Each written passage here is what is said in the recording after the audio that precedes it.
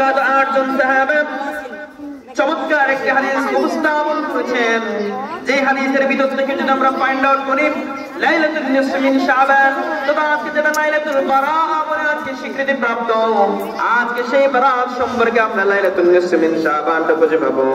প্রখ্যাত 8 জন সাহাবা এই হাদিসটি উপস্থাপন করেছেন। শুধু তাই নয়, আল্লামা নাসিরউদ্দিন আলবানী রাহমাহুল্লাহ আলাইহি তিনি ওই হাদিসটাকে সহিহ বলেছেন। হাদিসটা হলো ক্বালা রাসূলুল্লাহ সাল্লাল্লাহু আলাইহি ওয়াসাল্লাম ইন্নাল্লাহা লা ইয়াত্তালিউ ফি লাইলাতিন নিসফ মিন শাবান ফায়াগফিরু লিজামিই খালকিহি ইল্লা লিল-মুশরিকিন আও মুশাহিদ।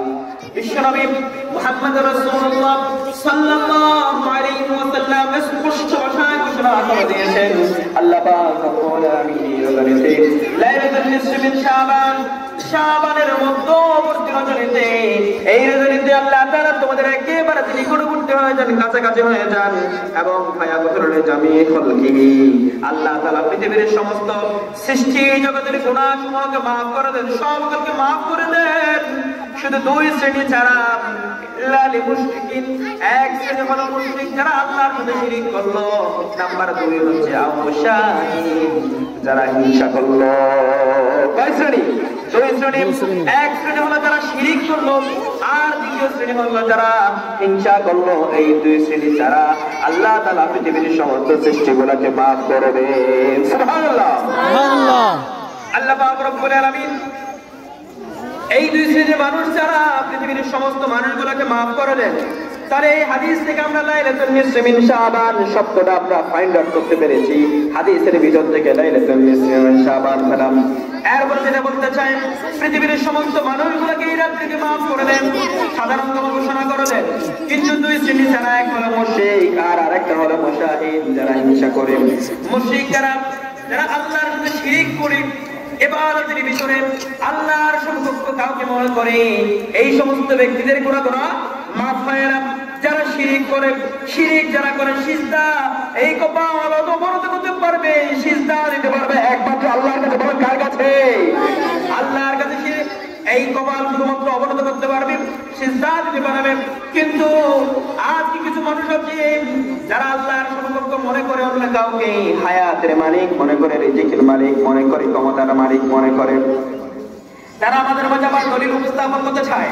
তারা বলে আল্লাহকে পাওয়ার জন্য মূলত অমুকের তমুকের কাছে তারা মাথা অবনত করে।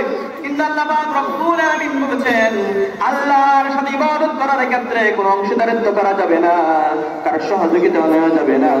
আল্লাহ পাক রব্বুল আলামিন বলেছেন, উদুনি আস্তাজিব লাকুম, তোমরা আমাকে ডাকো, আমি তোমাদের ডাকে সরাসরি সাড়া দিয়ে যাব। সুবহানাল্লাহ। আল্লাহ পাক রব্বুল আলামিন বলেছেন, আমাকে কাছে পাওয়ার জন্য কোনো মাধ্যম লাগবে না, কোনো বায়া লাগবে না, মধ্যস্থতা লাগবে না। তুমি বড় হও, তুমি টাকাওয়ালা হও, টাকা চালা হও, পয়সাওয়ালা হও, অথবা গরিব মানুষ হও, বিল্ডিং এর ভিতর থেকে আল্লাহর কাছে দোয়া করো, অথবা গরিব টিনের চাউরের ভিতর থেকে আল্লাহর কাছে দোয়া করো। কোনো মাধ্যম লাগবে না, কোনো বায়া লাগবে না। আল্লাহর কাছে শুধু চাও, আল্লাহর কাছে সিজদা অবনত হও, নামাজে অবনত হয়ে শুধু আল্লাহর কাছে তওবা করে ইস্তেগফার করো। ডাক দিলে সাড়া দিবেন কে? আল্লাহর কাছে শুধু দোয়া করতে হবে। কিন্তু আজকে যারা মাধ্যম ধরে, আজকে যারা বায়া যারা আল্লাহ পাক রব্বুল বলেছেন, তোমরা ইল্লা লিল-মুশরিকিন ওয়া মুশাহিদ যারা শিরক করে, ওই সমস্ত যারা শিরক করে এদেরকে কখনো আল্লাহ maaf করেন না। তাহলে শিরক করা যাবে না। শিরক করো না, বেদাত করো না, আল্লাহ ছাড়া কারো কাছে মাথা নত করো না। শিরক করো না, বেদাত করো না, আল্লাহ ছাড়া কারো কাছে মাথা নত করো না। পীরের পূজা, গরের পূজা ইসলামেতে নাই, তবু মানুষ আল্লাহ ছাড়া মাথা যে নুয়াই। আল্লাহর কোরআন নবীর হাদিস ছাড়া কিছুই মানো না। শিরক করো না, বেদাত করো না, আল্লাহ ছাড়া কারো কাছে মাথা নত করো না। আল্লাহ ছাড়া আর কাছে কি মাথা নত করা যাবে না? আল্লাহ ছাড়া আর কারো কাছে মাথা নত করা যাবে না। সুতরাং আজকে যারা শিরক করে, অংশীদার করে, আল্লাহর সমকক্ষ কেউ মনে করে, আজকে বরকত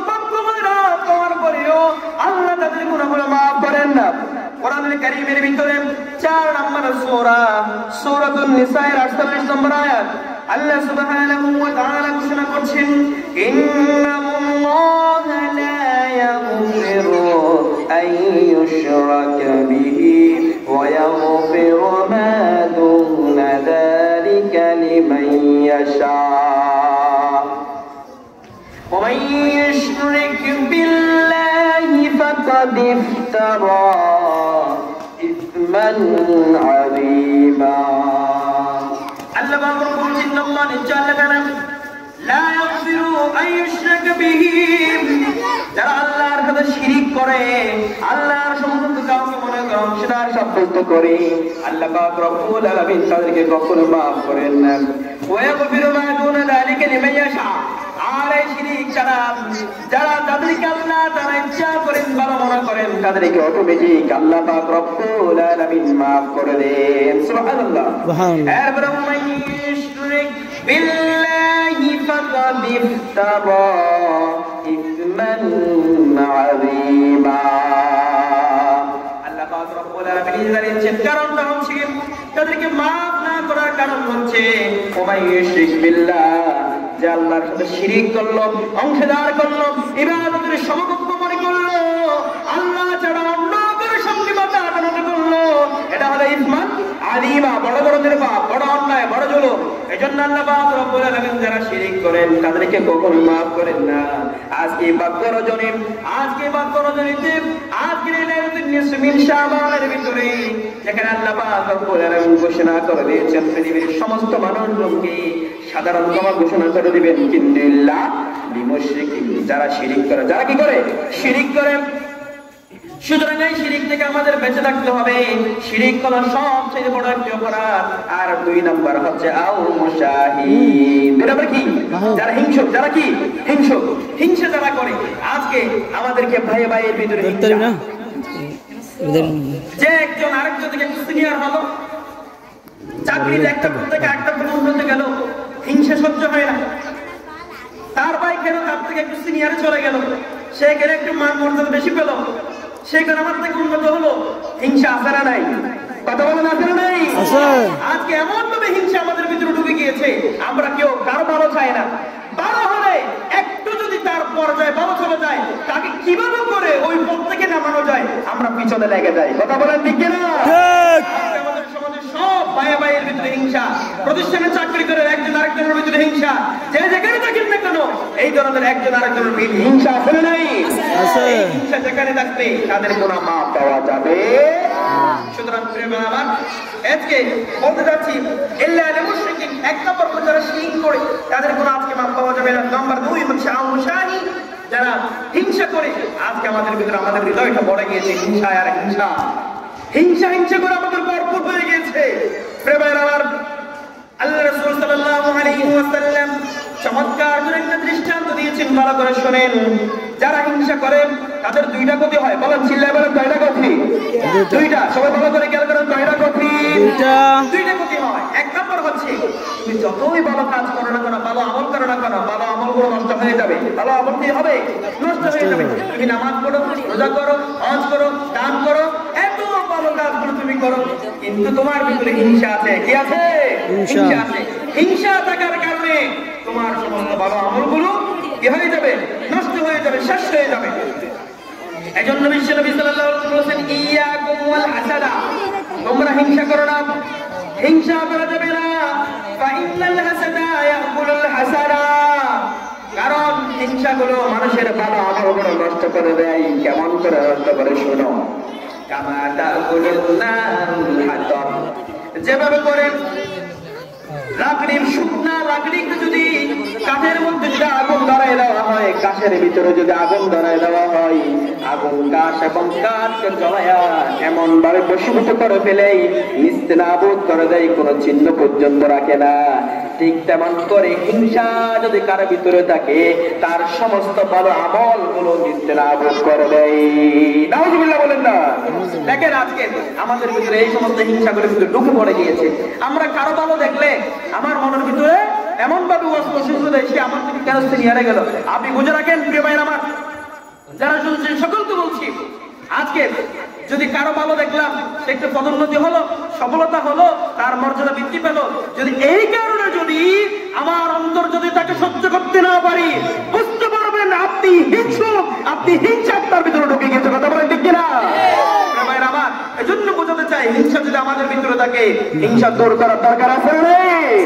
আসুন, এজন্য বিশ্বনবী সাল্লাল্লাহু আলাইহি ওয়াসাল্লাম বলছেন যে হিংসা যদি করো তাহলে দেখা যাবে ভালো, তোমার সমস্ত ভালো আমলগুলো নষ্ট হয়ে যাবে, শেষ হয়ে যাবে।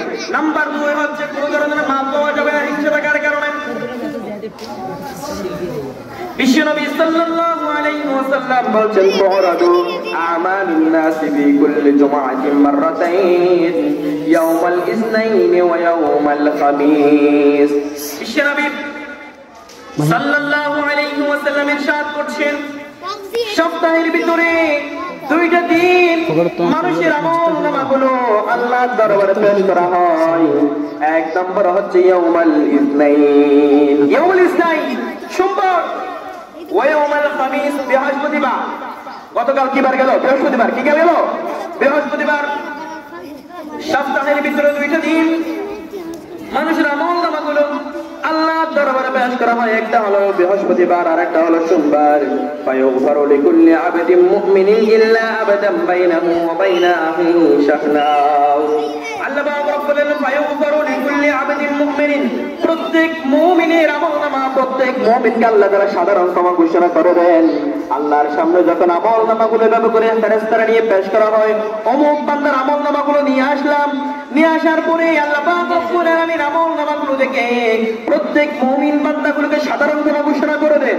সোমবার এবং বৃহস্পতিবার আমলনামা পেশ করার সাথে সাথে আল্লাহ তাআলা তাকে সব মাফ করে দেন। কিন্তু ইল্লা আবাদান বাইনাহু ওয়া বাইনা আখিহি শাহনাউ, কিন্তু যে একজন ভাই আরেকজন ভাইয়ের ভিতরে শত্রুতামি আছে, হিংসা যার ভিতরে থাকলো, তাদের ভিতরে সমাধান সমঝোতা না হওয়া পর্যন্ত ওই 2 ভাইয়ের আমলনামাগুলো আল্লাহর দরবারে কবুল হবে না।